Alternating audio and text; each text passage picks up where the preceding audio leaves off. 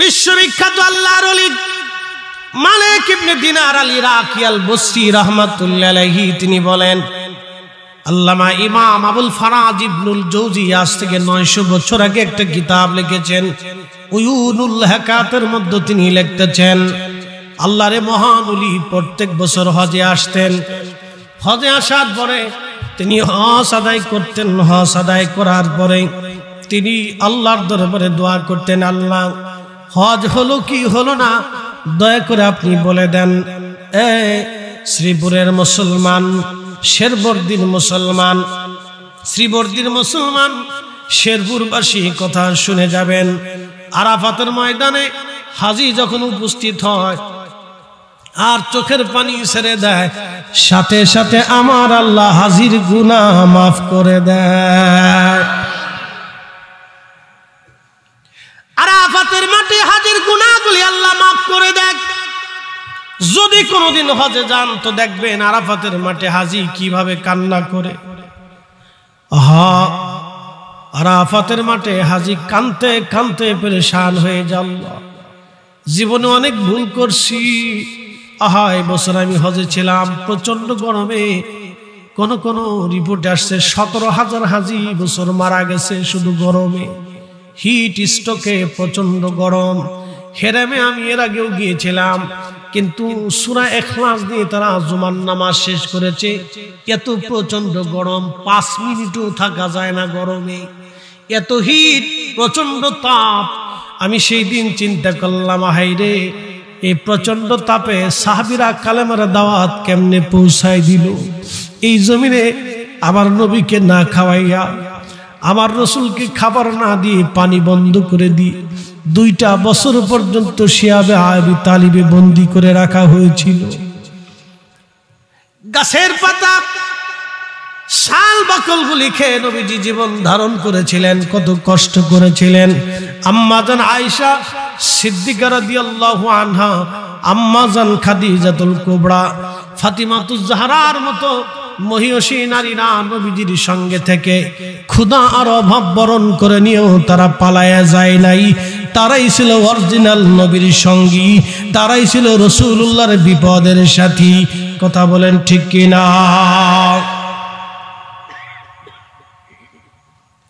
শেরপুরবাসী মালিক ইবনে দিনার আল ইরাকি বলতেছেন, আমি হজ শেষ করার পরে যখন হজের কর্মকাণ্ড সব শেষ হয়ে গেল, জামারাতে পাথর মারা শেষ, একেবারে বিদায়ী তাওয়াফ আমি করে ফেললাম। বিদায়ী তাওয়াফ, হজের আনুষ্ঠানিকতার সব শেষ, বিদায়ী তাওয়াফ। রব্ব কারীমের দরবারে বললাম, ইয়া রাব্বি, হজ তো শেষ করে ফেললাম, কার হজ হলো কার হজ হলো না এটা তো আর বলতে পারি না। আল্লাহ আপনি দয়া করে বলে দেন কার হজ হয়েছে কার হজ হয় নাই। হযরত মালিক ইবনে দিনার আল ইরাকির কাছে আমার আল্লাহ পাক সংবাদ পাঠাইলেন। রাত্রি তিনি ঘুমানো স্বপ্নে আল্লাহ বলে দিলেন, মালিক রে, সবার হজ কবুল করেছি, সবার গুনাহ মাফ করেছি, কিন্তু একজনের গুনাহ আমি আল্লাহ মাফ করি নাই, একজনের হজ আমি আল্লাহ কবুল করি নাই। কয়জন? জোরে বলেন কয়জন? এখানে সবাইরে যদি 50,000 টাকা করে দেওয়া হয় আর একজনকে যদি না দেওয়া হয় তাহলে সে কেমন কষ্ট পাবে? বিরাট কষ্ট পাবে। ঠিক সবার গুনাহ মাফ, কিন্তু একজনের মাফ নাই। মালিক ইবনে দিনার রাত্রিবেলা আবার ঘুমের মধ্যে চিন্তা, আল্লাহ ওই লোকটা যদি আমি হই তাহলে আমার জীবন বরবাদ হয়ে যাবে। রব্বুল আলামিন, কে সেই লোক যার গুনাহ মাফ হয় নাই? হজে আসার পরে যার গুনাহ মাফ হলো না, এই হতভাগা লোকটা কে গো আল্লাহ, দয়া করে বলবানি। পরের রাত্রে আল্লাহ বলেন, মালিক তোমার গুনাহ মাফ করছি, কিন্তু একজনরে মাফ করি নাই, তার নাম মুহাম্মদ ইবনে হারুন সমরকন্দি। আমি তার গুনাহ মাফ করি নাই, তার হজ আমি আল্লাহ কবুল করি নাই। মালিক ইবনে দিনারের ঘুম ভেঙে গেল। হেরেমে যায় তিনি তাহাজ্জুদ নামাজ পড়িয়া ফজরের নামাজ পড়িয়া হেরেম থেকে বের হইয়া আহলুল মক্কা যারা ছিলেন মক্কার বাসিন্দাদেরকে বললেন, মক্কার বাসিন্দারা রে, বলবা কি মুহাম্মদ ইবনে হারুন সমরকন্দি নামক কাউরে কি তোমরা চিনুনি? তার ঠিকানা তোমরা জানোনি? সব মক্কাবাসী বলল, হ্যাঁ আমরা তারে চিনি। আজকে 40 বছর ধরে মাকাম ইব্রাহিমে সারা রাত্র নামাজ পড়ে আল্লাহর ইবাদতে রোনাজারিতে জিকিরে ফিকিরে কাটায় দেয়। 40 বছর ধরে সে ইবাদত করতেছে মাকাম ইব্রাহিমে। সে অনেক বড় বুজুর্গ, অনেক বড় আল্লাহওয়ালা। মালিক ইবনে দিনার চিন্তায় পড়ে গেলেন, হায় হায়, এত বড় আল্লাহওয়ালা কিন্তু হজ কবুল হয় নাই। আমার দিকে তাকান, আজকে বুঝে যাবেন মুসলমান কারি পর। সারা রাত্র নামাজ পড়ছেন, ওযু নাই, নামাজ হবে? একসাথে বলেন হবে?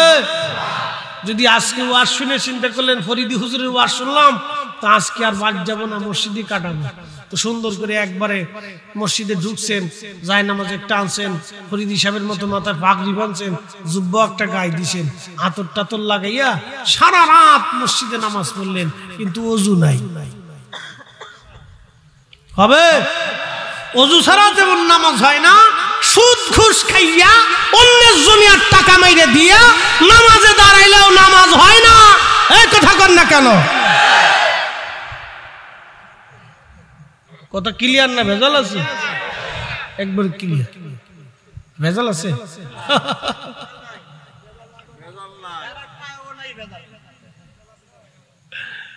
যারা খায় তাদের জন্য দুনিয়া তো ভেজাল, কবরও ভেজাল, হাসরে ভেজাল, ফুলসিরাতে ভেজাল।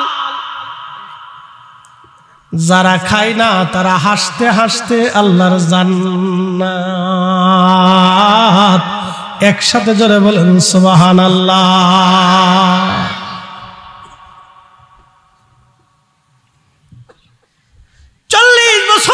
মাকাম ইব্রাহিমে নামাজ পড়ে, হজ কবুল হলো না, ক্ষমা হলো না।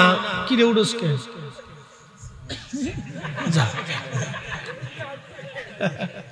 দেখছেন, শিখে ফেলছেন, ঠাস করে দেখছি।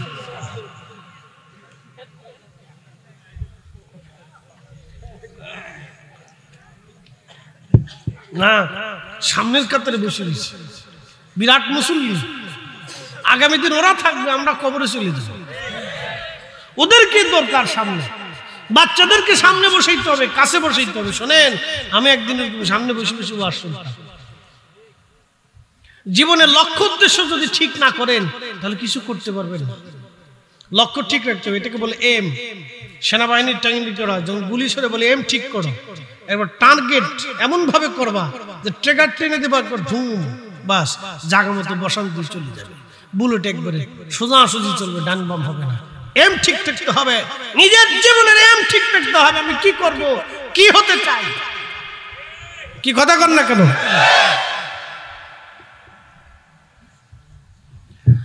মালিক ইবনে দিনার, হ্যাঁ বাবা বসে পড়ো, মর্দে মুজাহিদ ঠিক আছে, বডিও ঠিক আছে।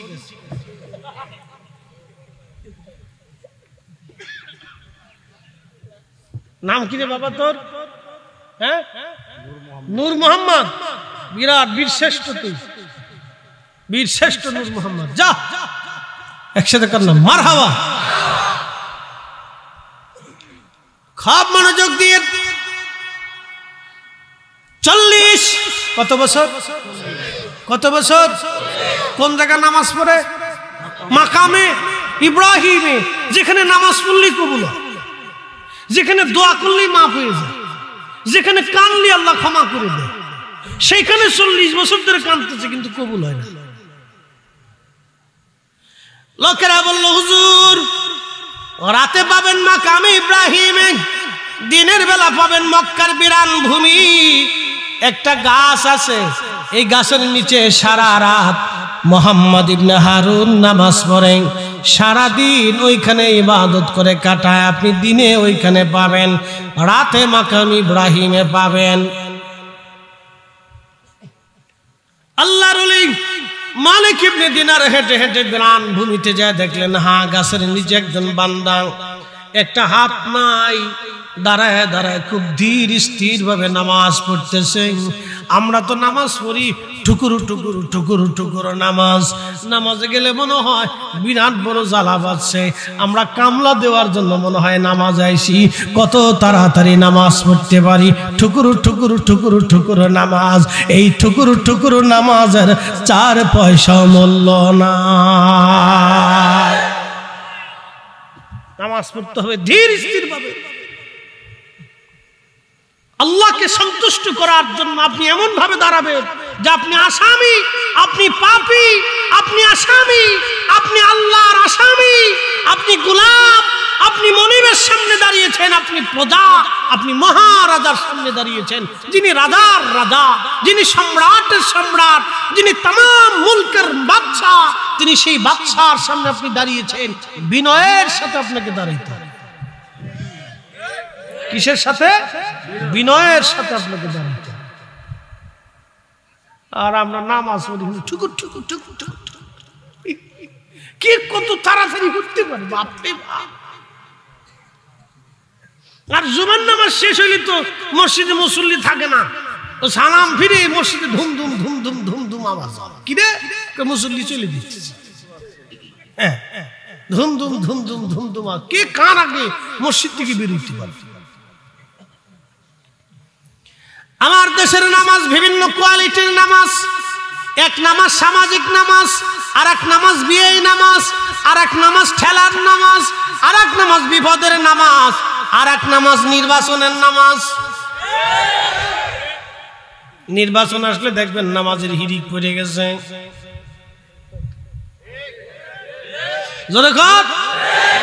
বিরাট নামাজ, মুইতেও পানিলেন নামাজে দাঁড়িয়ে গেছে। নামাজে দাঁড়িয়ে চিন্তা করতেছে কোন ফাড়া গেলে ভোট পাওয়া যাবে, কার কাছ থেকে ভোট নেবো, কার কারে বুঝাবো, কোন জায়গায় যাবো, কোন জায়গায় ওদিক দিয়ে ইমাম সাহেব কিন্তু করতেও কিন্তু নির্বাচনের হিসাব করতেছে। উচিত কথার ভাত নাই। এই নামাজ দিয়ে আল্লাহকে পাওয়ার কোন রাস্তা নাই, কোন রাস্তা নাই।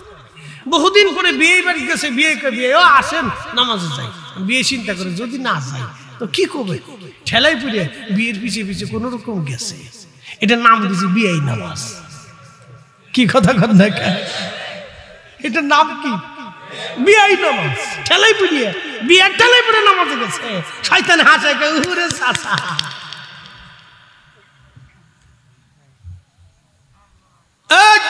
পিছন তো উঠে কে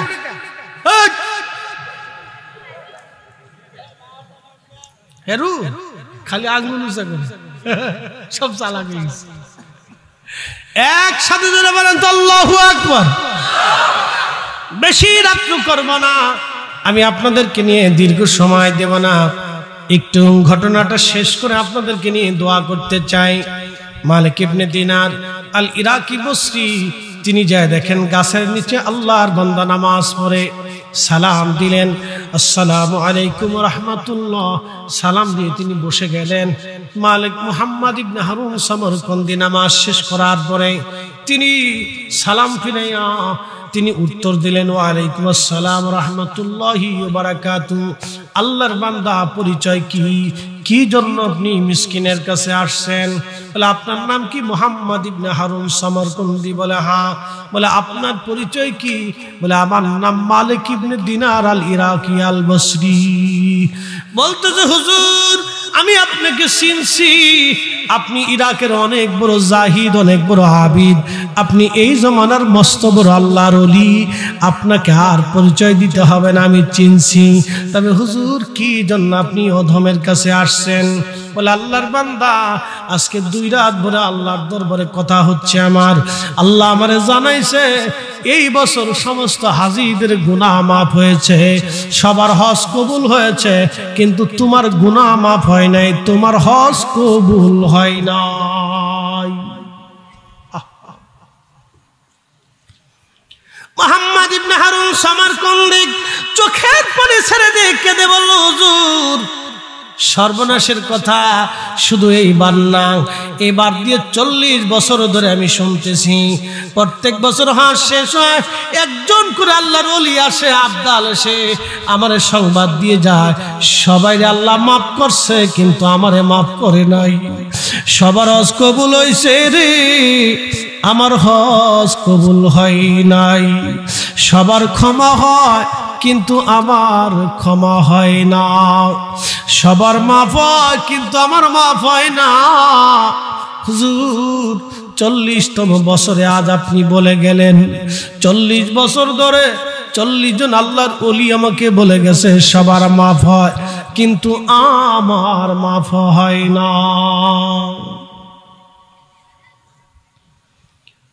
মালিক ইবনে দিনার বললেন, আল্লাহর বান্দা তাহলে বলো কি ভুল তুমি করছো, অন্যায় করছো, বলবানি? বলে হ্যাঁ হুজুর, একটা ভুল আমি করছিলাম, অনেক মস্ত বড় ভুল। বলে আল্লাহর বান্দা কি ভুল করছো বলো?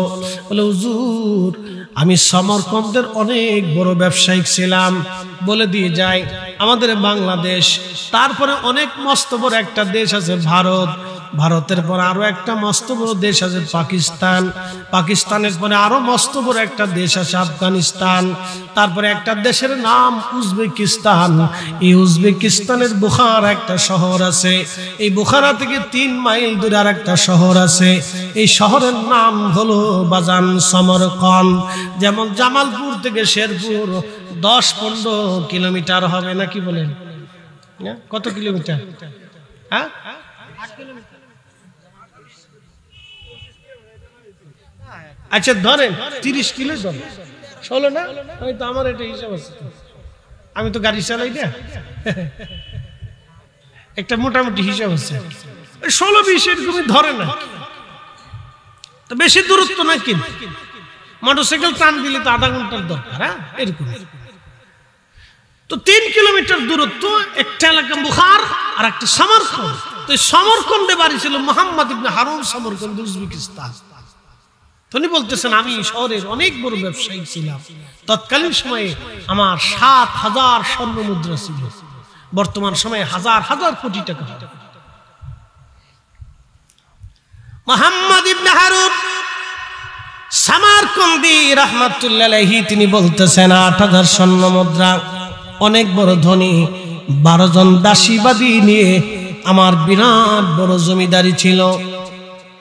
হুজুর, আমি মধু পাইছিলাম, নেশা করতাম আমি নেশা।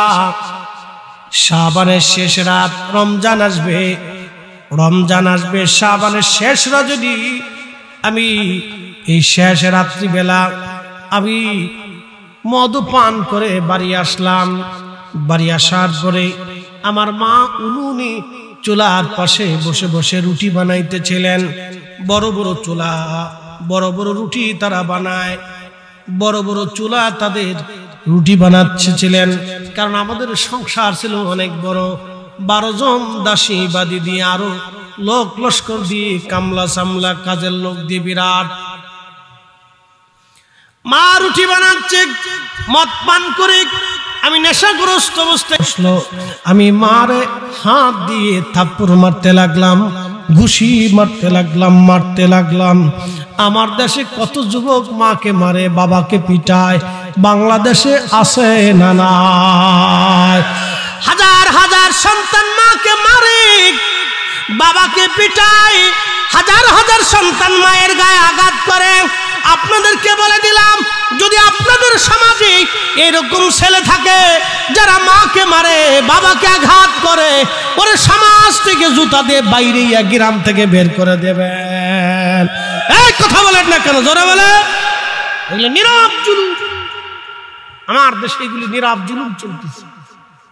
সমাজ থেকে জুতা দিয়ে বাইরে গিয়ে গ্রাম থেকে আলাদা করে।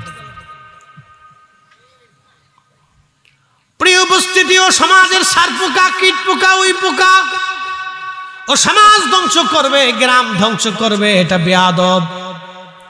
বন্ধু আমার সমরকন্দি বলতেছে, হুজুর আমি আমার মাকে মারতে লাগলাম, ঘুষি দিতে লাগলাম। মা আমার হাত ধরলেন, আমাকে আরো মারাগাম্বিত ভাবে বকাঝকা শুরু করলেন। মায়ের রাগ শুনিয়া আমার আরো জিদ চেতে গেল। হুজুর আমি আমার মাকে জাপটে ধরে নিয়ে আগুনের চুলার মধ্যে ফেলে দিলাম। হুজুর আমার স্ত্রী আমাকে ধাক্কায় ধাক্কায়া ঘরের মধ্যে নিয়ে ঘরের দরজা তালা মেরে দিলেন, ঘরের মধ্যে আমার আটকায় দিলেন। আল্লাহর ওলি আমি নেশাগ্র অবস্থায় ঘরের মধ্যে ঘুমিয়ে পড়লাম। সকাল হলো, ঘুম ভেঙে গেল আমার। ঘুম ভেঙে যাওয়ার পরে আমি দরজা খুলতে যাইয়া দেখি দরজা বাহির থেকে বন্ধ করা। স্ত্রীকে ডাক দিলাম, বিবি দরজা কেন লাগানো? স্ত্রী আমাকে কর্কশ ভাষায় বলল, তোমার মতো নাফরমানের সঙ্গে আমি সংসার আর করব না। যেই লোক তার নিজের মাকে চুলার মধ্যে আগুনের মধ্যে পোড়ায় মেরে ফেলে দেয়, তার সঙ্গে আমি আর সংসার করতে পারবো না। এত বড় নাফরমানের সঙ্গে ঘর সংসার করা যায় না। আমি বললাম, বিবি কি হয়েছে? বলে, গতকাল রাত্রিবেলা তুমি মদ্যপায়ী অবস্থায়, নেশাগ্রস্ত অবস্থায় তুমি তোমার মাকে আগুনের চুলার মধ্যে পোড়ায় মারছো। বলে, হুজুর এই কথা শোনার পর আমি দরজা খুলে ভেঙ্গে বের হয়ে দৌড়ায় যায় দেখি মার পুরা শরীর আগুনে পুড়ে কয়লার মতো হয়ে গেছে। একেবারে সারা শরীরটা পুড়ে পুড়ে কালা হয়ে গেছে। মাকে আমি নামাইলাম। আমি নামাইয়া চিন্তা করলাম, সর্বনাশ আমি কি করছি? আমার জীবনের কত বড় ভুল, কত বড় সর্বনাশ আমার জীবনে হয়ে গেল আজ। মালিক ইবনে দিনার বলতেছেন, লোকটা কাঁদার বলে, হুজুর আমি আমার মারে দাফন কাফন করলাম। দাফন কাফন করাইয়া আমি আমার স্ত্রী থেকে জুদা হয়ে গেলাম, তারে তালাক দিয়ে তারে বিদায় করে দিলাম। আমার 12 জন দাসী বাদী ছিল, আমি তাদেরকেও মুক্ত করে দিলাম। যদি আল্লাহ আমাকে মাফ করে দেয়, আমি আমার মায়েরে মারছি, যেই হাত দিয়ে মায়েরে ঘুষি মারছিলাম, থাপ্পড় মারছিলাম, আল্লাহ আমারে মাফ করবেলি। ক্ষমার আশায় 7000 স্বর্ণ মুদ্রা আল্লাহ রাস্তায় দান করে দিলাম, যদি আল্লাহ আমারে মাফ করে দেয়। হুজুর যদি আল্লাহ মাফ করে আমার সমস্ত সম্পদগুলি আল্লাহ রাস্তায় দান করলাম, তারপরও আমার মন বলে প্রভু বুঝি আমার উপরে বেজার হয়ে আছে, আল্লাহ মাফ করে দেয়। যেই হাত দিয়ে মাইরে মারছিলাম, আল্লাহর ওলি মালিক ইবনে দিনার আপনি তাকায় দেখেন আমার ডান হাতটা কাটা। আমি বাম হাত দিয়ে কুড়াল দিয়ে নিজ হাতটাকে কুবায় কেটে ফেলে দিলাম। যেই হাত দিয়ে মাইরে মারছি, এই হাত আমি আর রাখবো না। আমি আমার ডান হাতটাকে কেটে একবারে আলাদা করে দিই, আমি হাত ফেলে দিলাম, যদি আল্লাহ মাফ করে। আল্লাহর ওলি গো, তারপরও মন বলে প্রভু আমাকে মাফ করে নাই। ক্ষমার আশায় সুদূর উজবেকিস্তানের সমরখন্দ থেকে রওনা দিয়ে আমি কাবায় আসছি। 40 বছর ধরে মাকামে ইব্রাহিমে কান্দি, 40 বছর ধরে খুদার ঘর ধরে কান্দি, যদি আল্লাহ মাফ করে। 40 বছরে 40 জন আব্দাল এসে আমার সংবাদ দিয়ে যায়, সবার গুনাহ মাফ হয়, আমার গুনাহ মাফ হয় নাই। সবার ক্ষমা হয়, কিন্তু আমার আজ ক্ষমা হয় নাই। ওগো মা তুমি এ ধরনের শ্রেষ্ঠ নিয়ামত, তোমারই পদ তলে রয়েছে জান্নাত, তোমারই পদ তলে রয়েছে জান্নাত।